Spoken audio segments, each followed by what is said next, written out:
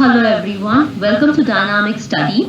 आज हम revision course शुरू करेंगे ऑन मैक्रो इकोनॉमिक्स। तो here also we will try to cover all the topics in a very quick manner. So I hope this helps. So let's get started. तो next है ISLM model. तो ISLM basically goods market and money market equilibrium, जहाँ पर Keynes का planned saving is equal to planned investment. This is how it looks and it is the equilibrium between money demand and money supply. And in developing IS model देखिए, ये है investment function, it depends on the rate of interest, और ये है consumption function which depends on income, ये है savings function. तो equilibrium is this, okay. और हम IS कर्व डिराइव कैसे करते हैं? An increase in the interest rate decreases the demand for goods at any level of output, leading to a decrease in the equilibrium level of output. तो rate of increase होने से demand for goods at any level of output decrease होता है, जो equilibrium level of output को decrease कर देता है। और equilibrium in the goods market implies that an increase in the interest rate leads to a decrease in the output. तो ये कैसे होता है? देखिए, प्रॉपर्टीज ऑफ IS कर्व है डाउनवर्ड स्लोपिंग, इंक्रीज और decrease in the autonomous expenditure IS curve को shift करेगा, राइटवर्ड और लेफ्टवर्ड शिफ्ट करेगा। तो देखिए, अगर इंक्रीज होगा तो राइटवर्ड शिफ्ट और डिक्रीज होगा तो लेफ्टवर्ड शिफ्ट। द स्टीपनेस और flatness of the IS curve describes the elasticity और responsiveness of C and I, that is consumption and investment, to nominal interest rate. तो कंजम्पशन और investment कैसे respond करता है with respect to nominal interest rate. Steep IS curve मतलब inelastic और flat IS curve मतलब elastic. तो हम कैसे IS कर्व डिराइव करते हैं? ये है डिफरेंट टाइप्स ऑफ डायग्राम। तो देखिए, पैनल A जो है, पैनल A में शोज इन्वेस्टमेंट फंक्शन। यहाँ पर इन्वेस्टमेंट फंक्शन आप देख सकते हैं, रेट ऑफ इंटरेस्ट, और यहाँ पर investment which is downward sloping, okay. And then panel B में आप देख सकते हैं केंशियन क्रॉस जो है, ये केंशियन क्रॉस दिखा रहे हैं। और decrease in the planned investment मतलब प्लान्ड इन्वेस्टमेंट डिक्रीज हो रहा है। तो तो इसलिए IS कर्व जो है वो डाउनवर्ड शिफ्ट करता है because of the decrease in the planned investment, so it shift the planned expenditure function downward and income को reduce कर देता है, ठीक है, from Y1 to Y2। और पैनल C से यहाँ से हमें IS कर्व मिलता है जो समराइज करता है these changes in the goods market. मतलब रेट ऑफ इंटरेस्ट जब इंक्रीज होता है तो इनकम और आउटपुट डिक्रीज होता है। तो ऐसे हम IS कर्व डिराइव करते हैं। अब जब गवर्नमेंट स्पेंडिंग या गवर्नमेंट परचेजेस इंक्रीज होता है, इंक्रीज इन गवर्नमेंट परचेजेस, ये एक्सपेंडिचर कर्व या प्लान्ड एक्सपेंडिचर जो कर्व है वो अपवर्ड शिफ्ट होता है।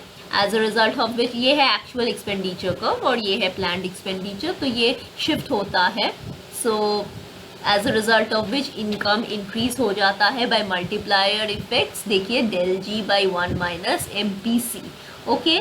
तो ये जब हम प्लॉट करते हैं, so this looks something like this, okay, क्योंकि गवर्नमेंट एक्सपेंडिचर में चेंज हो रहा है, so this leads to a shift in the IS curve, okay.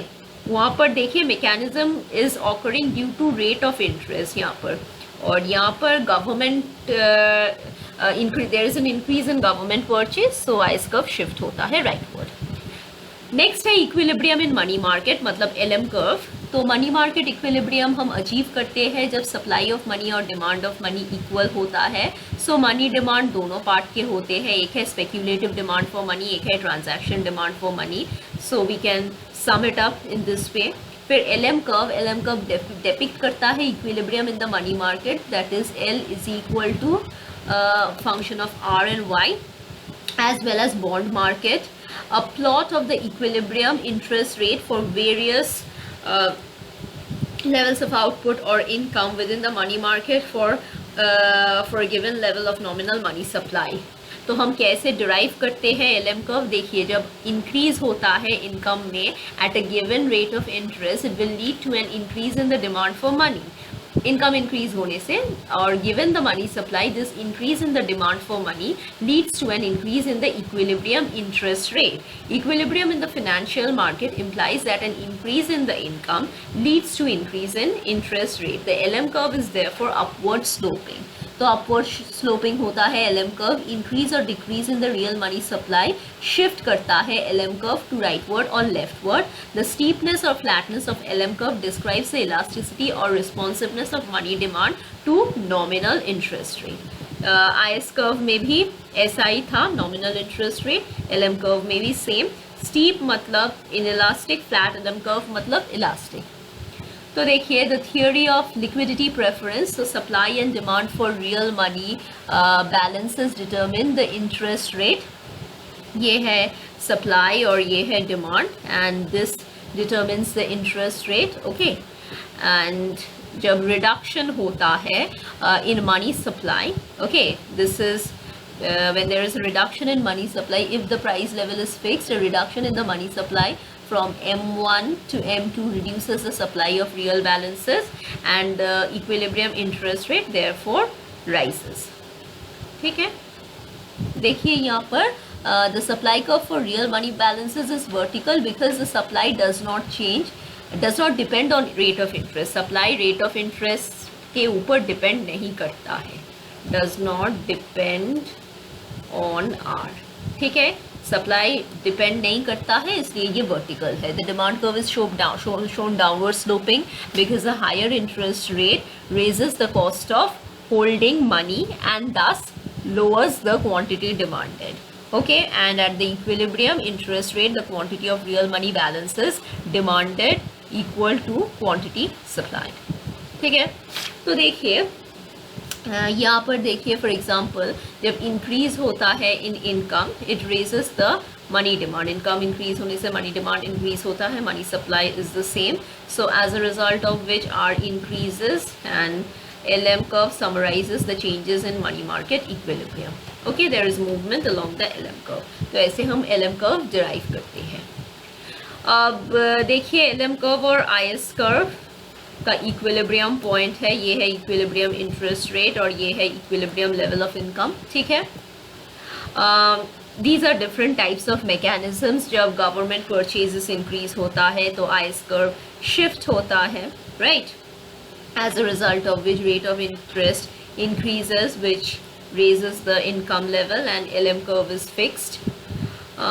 जब टैक्सेस डिक्रीज होता है, टैक्स डिक्रीज होने से आईएस कर्व राइटवर्ड शिफ्ट होता है. Okay, so it changes from point A to point B and income rises from Y1 to Y2. Okay, and the interest rate rises from R1 to R2, or this is the multiplier effect. Okay, ये previous case का था और ये this one multiplier effect. Next, जब LM curve में shift होता है, जब मनी सप्लाई इंक्रीज होता है, if there is an increase in the money supply, so it shifts the LM curve downward. Okay, fine. The equilibrium moves from point A to B and income rises from Y1 to Y2. Okay.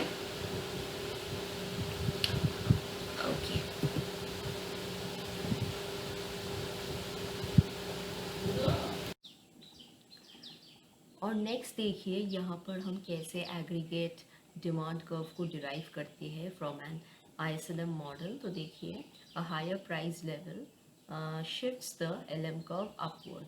ठीक है, higher price level पे LM curve upward shift होता है और income decrease होता है. So when we plot this thing, price level और output को प्लॉट जब करते हैं तो हमें एग्रीगेट डिमांड कर्व मिलता है जो प्राइस और आउटपुट का, इनकम का रिलेशनशिप को समराइज करता है. Okay, inverse relationship. और expansionary monetary policy, fiscal policy, यहाँ पर आप देखिए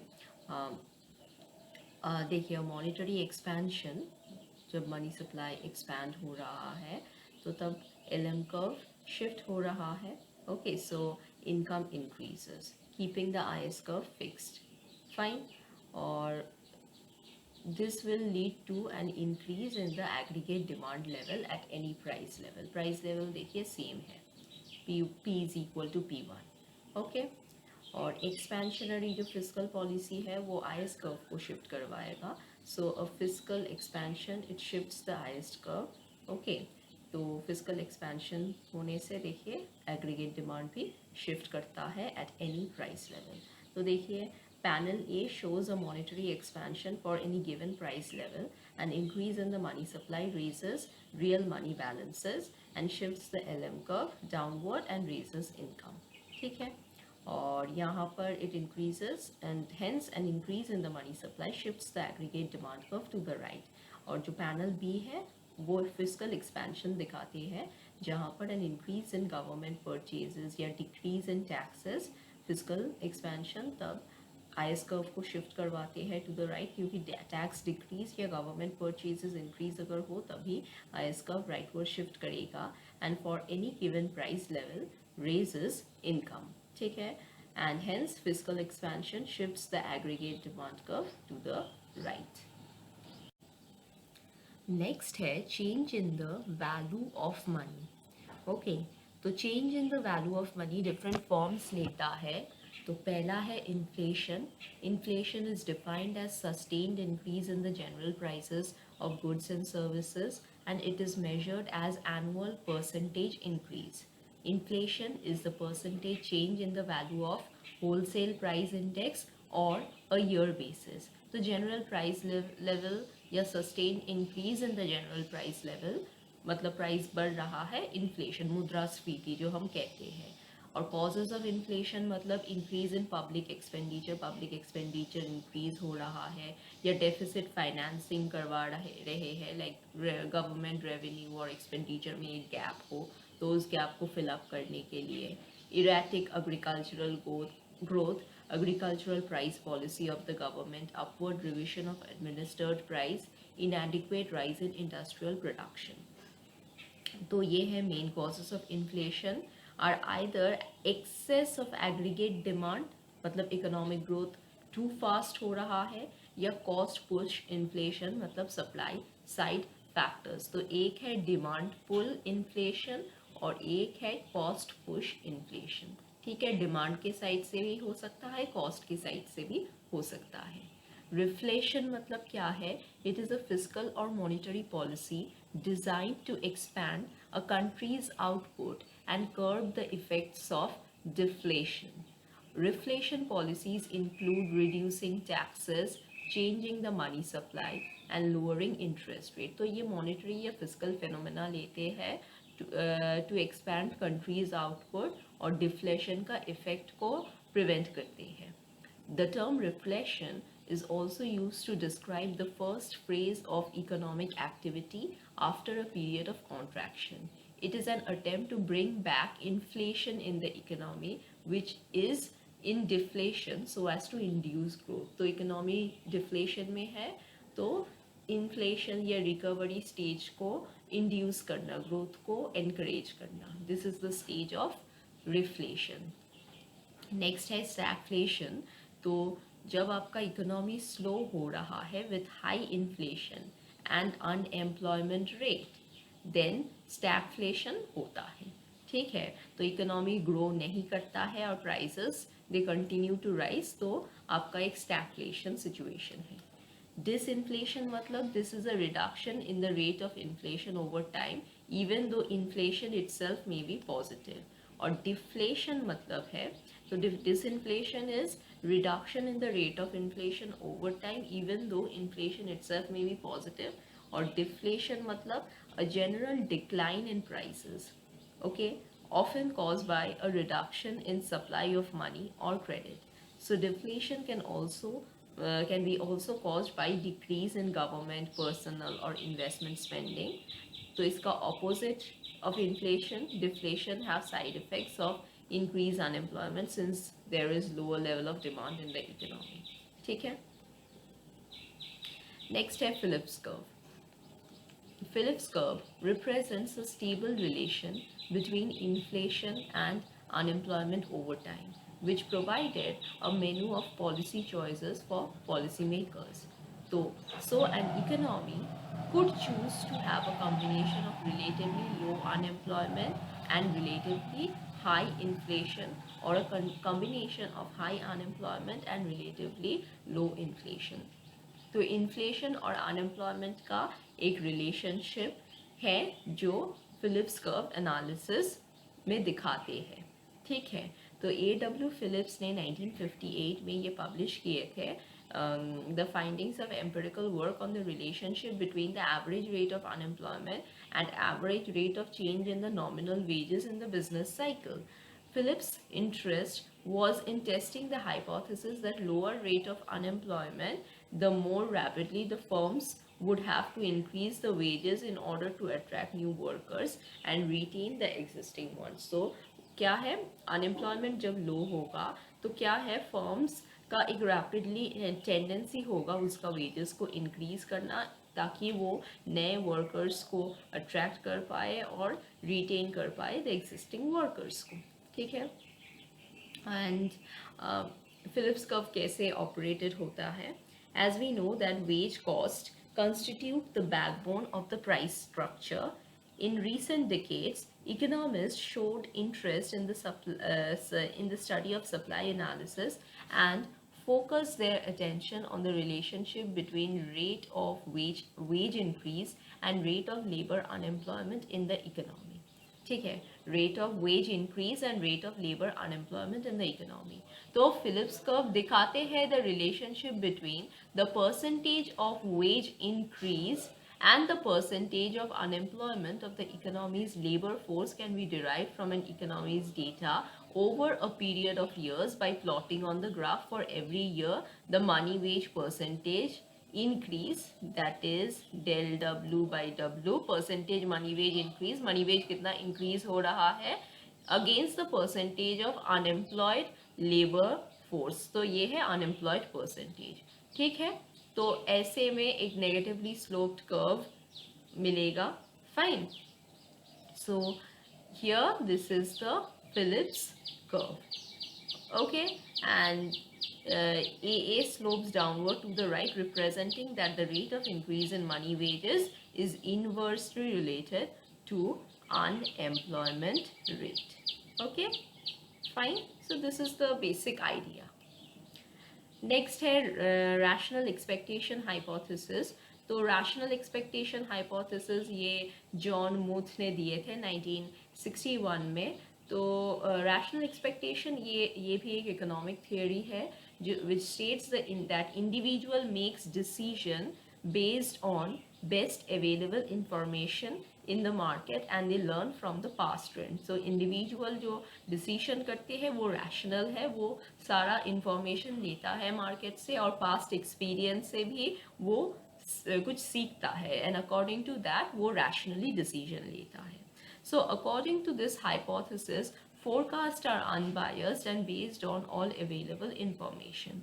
The rational expectation theory has been used by economists to test the accuracy of inflation forecast. Inflation forecast में ये बहुत useful हुए हैं, and the theory is also used by many Keynesian economists as it fits well with their assumption and people want to pursue their own self-interest. Okay, and if people's expectations were not rational, the economic decisions of individual would not be good as they are. And according to rational expectations hypothesis, traders get to know the probabilities of future events and value uncertain future payoff by discounting their expected value of risk less rate of interest. तो traders जो होते हैं वो future events का probability निकालते हैं, कुछ risk है या अनसर्टनिटी है उसको फोरकास्ट करके वो लोग डिसीजन लेते हैं प्रेजेंट पीरियड में अकॉर्डिंगली, ठीक है। So this theory has the following assumptions, which with rational expectations people always learn from past mistakes. Forecasts are unbiased and people use all available information and economic theories in formulating decisions, and people understand how economy works and how government policies alter macroeconomic variables such as price level, level of unemployment and aggregate output, ठीक है। अब rational expectations और Phillips curve का क्या लेना देना है। So in Friedman-Phillips curve, acceleration hypothesis of the Phillips curve, there is a short run trade-off between unemployment and inflation, but no long run trade-off exist. ठीक है, तो unemployment और inflation का एक trade-off तो है, but long run trade-off नहीं exist करता है, क्योंकि the reason is that inflationary expectations are mostly based on past behavior of inflation which cannot be predicted accurately. ठीक है, तो इन्फ्लेशनरी जो एक्सपेक्टेड होता है वो बेस्ड होता है past behaviour, inflation previous years में कैसे हुआ था, एंड ये एक्यूरेटली प्रेडिक्ट नहीं किया जाता है. Therefore, there is always an observed error, मतलब एक एरर रहता है, so that the expected rate of inflation lags behind the actual rate of inflation. तो जो actual rate of inflation है वो ज़्यादा होता है than expected rate of inflation.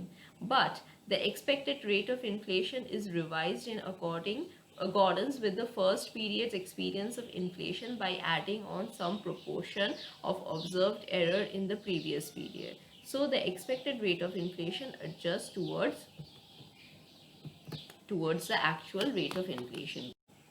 Next है business cycle. तो जब इकोनॉमी ग्रो कर रहा है एट वारंटेड रेट, तब रियल इन्वेस्टमेंट और रियल सेविंग सेम रेट में हो रहा है. लेकिन जो इकोनॉमिक फ्लक्चुएशंस होता है अराउंड द वारंटेड रेट, तो ये काइंड ऑफ cycles होता है. It is actually the multiplier and accelerator interaction. So basically business cycle means economic fluctuations और या trend in the business profits. ठीक है, तो business cycle बहुत सारे होते हैं. एक है कैल्डर्स मॉडल ऑफ बिजनेस साइकिल जो कि 1940 में इंट्रोड्यूस्ड हुए थे in order to explain business cycle. तो यहाँ पर उन्होंने दिखाए थे कि the cycle is a result of pressure that pushes the economy towards equality of ex ante मतलब predicted, anticipated, expected और planned savings and investment. ठीक है, okay, so how the economy moves towards their predicted and anticipated or planned savings and investment. तो जो सब fluctuations जो path होते हैं उसको उन्होंने एक्सप्लेन किए थे. In fact it is the difference between ex ante savings and investment that leads to a cycle. Okay, next है एक्सेलरेटर थियोरी जो कि केंजियन कंसेप्ट है, and it stipulates that capital investment outlay is the function of output. For example, an increase in the national income as measured by GDP would see a proportional increase in capital investment spending. Next है Samuelson's model of business cycle. तो यहाँ पर Samuelson model basically उन्होंने trade cycle था which was developed after he constructed the multiplier accelerator model, assuming one period lag and different values for MPC and accelerator that result in changes in the level of income pertaining to 5 different types of fluctuations. तो उसका model ऐसा था C plus I plus G. Okay, जहाँ पर Y national income था, Y at the time T, which is the sum of government expenditure, consumption expenditure and induced investment. Okay, so C हम ऐसे लिखते हैं with respect to the previous income of the previous time period T minus 1. Okay, and IT is this beta into CT minus CT minus 1. Beta is the accelerator और GT is this. तो जब हम ये to से ऐसे हम लिख सकते हैं YT is equal to 1 plus alpha minus YT minus 1, क्योंकि YT देखिए it is the summation of all these. So या plus beta into CT minus CT minus 1. तो हम सब्स्टिट्यूट करते हैं वैल्यूज़ को अकॉर्डिंगली. ठीक है, मतलब CT में ये सब वैल्यूज को सब्स्टिट्यूट करके प्लेस करके हमें कुछ ऐसा फॉर्म मिलता है. So according to Samuelson, if we know national income for 2 periods, अगर हम दोनों पीरियड का नेशनल इनकम हम जानते हैं, then the national income of following period can be simply derived by taking the weighted sum. The weights depends of course upon the values chosen for marginal propensity to consume and for the relation that is the accelerator. देखिए हम दोनों period का previous years का national income हमें पता है, तो देखिए it depends on the weighted sum that is alpha and beta, that is the marginal propensity to consume and the accelerator. Okay fine. तो देखिए ये डिफरेंट केसेस है. Assuming the value of marginal propensity to consume to be greater than 0 and less than 1 और accelerator greater than 0, तो यहाँ पर 5 cyclical fluctuations उन्होंने explain किए हैं. तो ये डिफरेंट वैल्यूज है अल्फा और बीटा का. तो जब अल्फा 0.5 है, बीटा 0 है, तो cycleless path. Case 1, case 2 damped fluctuations उसके बाद है. ओके फिर नेक्स्ट है fluctuations with constant amplitude, case 3. Next है explosive cycles and the fourth one is cycleless explosive path. Okay तो देखिए यहाँ पर alpha is 0.5, beta is what bringing about the change. तो ठीक है, तो बीटा 0 जब होता है तब ऐसे होता है, जब 1 होता है डैम्प फ्लक्चुएशंस, 2 जब होता है तब फ्लक्चुएशंस होता है विद कांस्टेंट एम्पलीट्यूड, 3 होता है तो एक्सप्लोसिव साइकिल्स, और 4 जब होता है तो cycleless explosive path. Okay so I hope this is clear. And the methods to control business cycle, एक है monetary policy, proper check on the expansion of money supply by proper and adequate cover against note issue. Also checking bank credit expansion through bank rate, open market operation, reserve ratios and moral suasion. Next है fiscal policy, effective control can be done through taxation and prudent spending and borrowing by the government. और next है automatic stabilisers. तो ये economic shock absorbers है जो कि smooth करता है cyclical business fluctuations on its own accord without any intervention from the government. Progressive taxation and unemployment insurance schemes are basically the two important tools of automatic stabilizers. Okay, fine. Okay. Thank you for watching the video. I hope this helps in your revision process. So keep watching, keep learning, and stay tuned for more videos.